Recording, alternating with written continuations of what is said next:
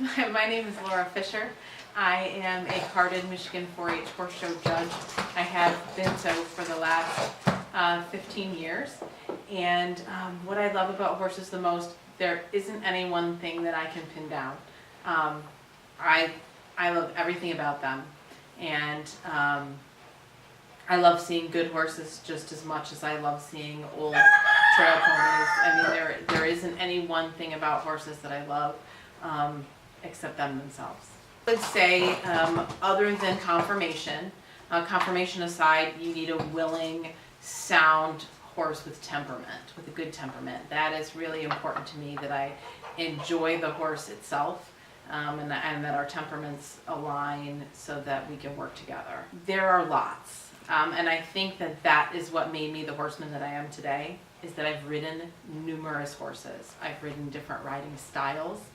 I've looked at a lot of different horses. I've ridden Arabs, I've ridden gaited horses, I've ridden quarter horses.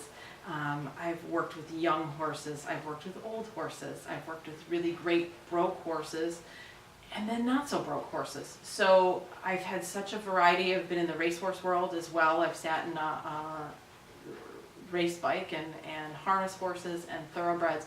And so I've seen them from point A to point B. There isn't any kind of horse that I haven't interacted with, and I think that's probably the reason that I stay involved, is because I love all of them. And there isn't any one that I can pinpoint that said this is the horse that turned around for me or that made me love them more. I've always loved horses. I've always enjoyed working with them. And so having had numerous experiences with good horses and bad horses, that's what shaped me.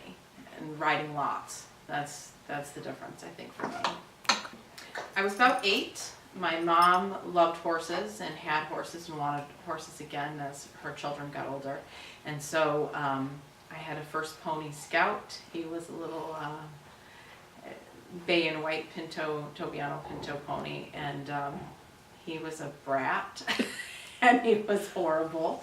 And I moved up from there. So I started as about 8, and just riding trail horses, just learning how to ride, learning how to interact with them, and then moved on to moving up to 4-H and learning about horses in that area. Well, that goes back to that old pony. I still remember, now I'm 42, and I remember being 8 and getting bucked off that pony and him running away. But it didn't stop me. It didn't stop my riding. It didn't stop my love for horses or my love for that pony. But and that was like day one. That was riding day one. Pony bucked me off, ran away, but it didn't matter. I still stayed involved to this day. I can't pick, again, I just can't pick one. I've had numerous, you get a win in the show ring is just important to me as a win with a young horse where you finally get over the hump of whatever it is that you're working on. So there's just so many awesome things that I can point to. I mean, I've been in the winner's circle with standard bred horses as a groom. I've been in horse judging competitions where I've gotten high honors and won some awards, and they're all good. They're all positive. They're all things that I think about, and especially talking with you and saying, when you were asking me the different things earlier and we were talking about it, I started to think, man, I've had some really great things, and I can't point to just one. My professional goals would be to get some additional judging cards. I know there's a couple. I would like to do some surrounding states. Now that my kids are older and I'm able to travel more, I'd like to be able to do more in Ohio, Indiana, Illinois, and some of those start moving southward. Basically, and then top for me would be some of those more difficult breed cards. The Arabian Horse Association judging card, AQHA. Those are all would be top goals for me. But right now, like I said, I'd like to move into some surrounding states and get some additional cards. I've ridden in some dream places. One of my dream places was to ride in Ireland, and I did that. I rode some cross country there and some hunter jumpers. Must have been awesome. So that was really awesome. When they said, "Hey, would you like to do this?" and I said, absolutely, give me, I want to go over every jump I can go over. I want to do everything that I can while I'm here to have this experience. So I did that. So I think that I would like to do some trail riding out west, I think. I think that would be, I want to see the United States on horseback. Yeah. Would be pretty awesome. So That would be. I have no problem, like riding anywhere. I mean, I think that's what I'd like to do the most. Yeah. I think just on the back of a horse, seeing the United States, that's where I'd be. I think I would like to, at this point, I'd like to watch some Olympic level riding. Yeah. And I don't get an opportunity to see that. I've been to Arab Nationals, I've been to the Quarter Horse Congress and the World Show, and I think that that's where I would like to start seeing some upper level competition. And that's really where there are some athletes, and I know I like the Olympics period, all the different sports, but I think I'd like to watch the dressage and really see some athletes there. Well, I've been to Kentucky Horse Park many times, and it still is my favorite. I still see it, and when every single time I go, I love it just the same. So I think that's always going to be my favorite horse place to go. I started judging, actually when I was in 4-H, that was an option for me as a kid, but I didn't go that route. I did hippology and horse bowl and some of the other quiz-like academic competitions that are available for 4-H kids. And when I went to college, I had a friend working with me, and she said, I think you would like the judging team. And I just said, nah, I don't think so. I don't think I'm cut out for that. I don't know. And she kind of kept at it a little bit. She said, I want you to meet the horse judging coach, and I want you to become involved. So I did, and I loved it. And I just said, this is really right up my alley. I loved my horse judging coach. She taught me so much, not just about horses, but about other things in life, and she was an excellent mentor to me. And then I wanted to continue. And then so having kids and starting a family, that was a way for me to stay involved in the horse industry without having to own a horse, or my career took me in a really different way.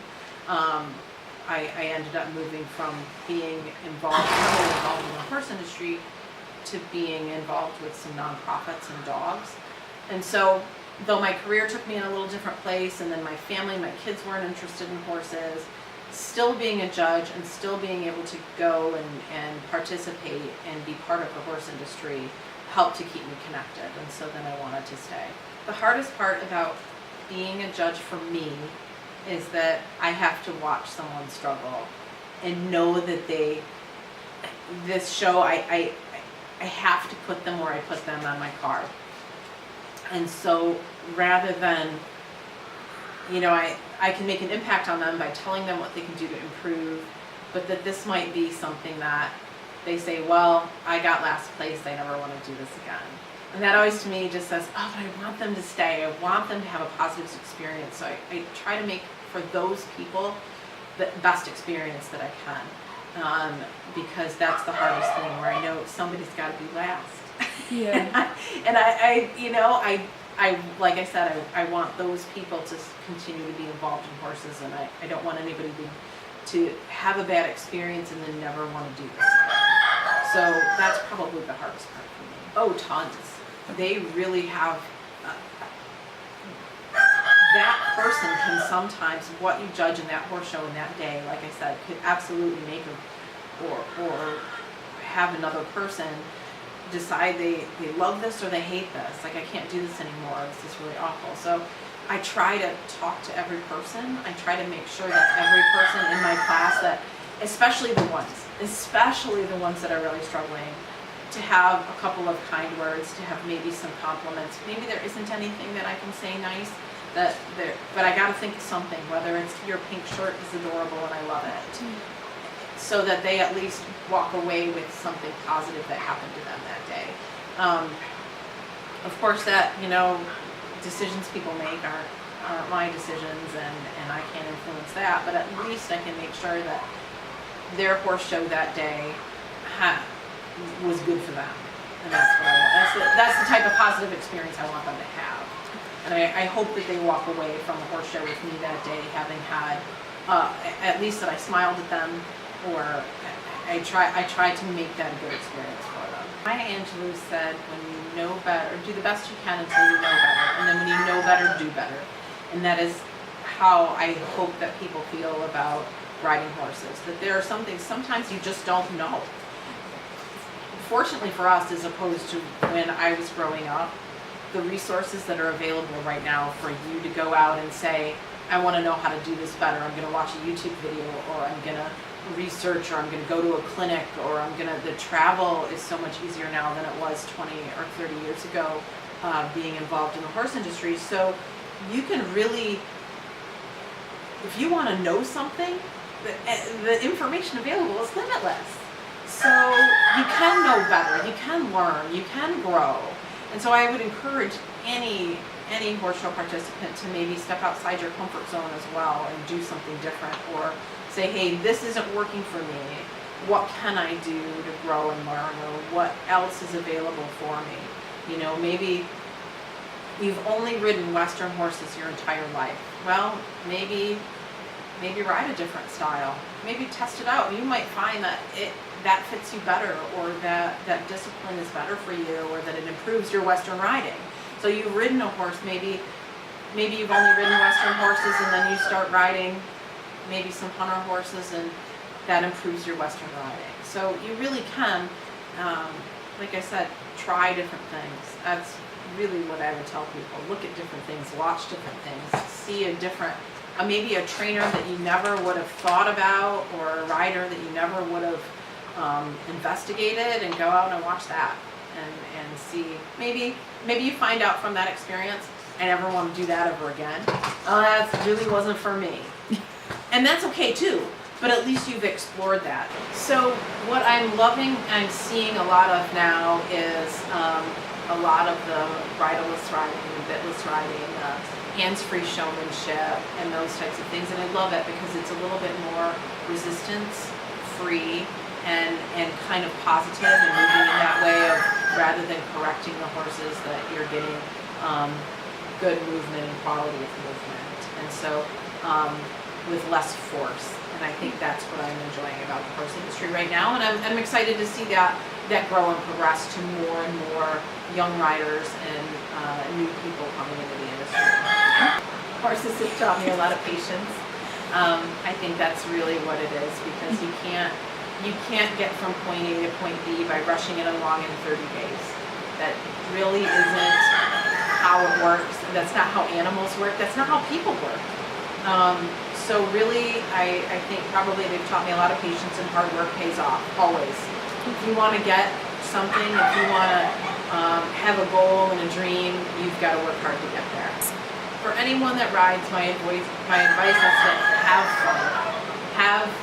Enjoy it. If you're not enjoying it, if whatever it is that you're doing you don't enjoy, find something that you do enjoy. So if you're riding it every day, you're dreading coming to the barn, or you're dreading getting out that horse and riding that horse, then do something different. I really would, in every rider, just have fun. Go do a new experience, try something new, and have a good time.